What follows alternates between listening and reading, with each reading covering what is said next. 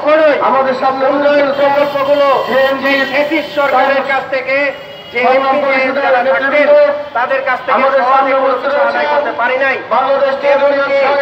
তারা এই এলাকার মানুষের দেখতে নিজেরাও কখনো সচরাচর ভৌগোলিকভাবে যে তারা এই এলাকায় আসবেনই না, এই এলাকার মানুষের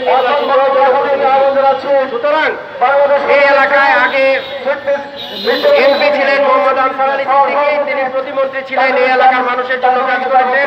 এই এলাকার মানুষের বিদ্যুতের প্রথম এনেছিলেন মোহাম্মদ আনসার আলী সিদ্দিকী।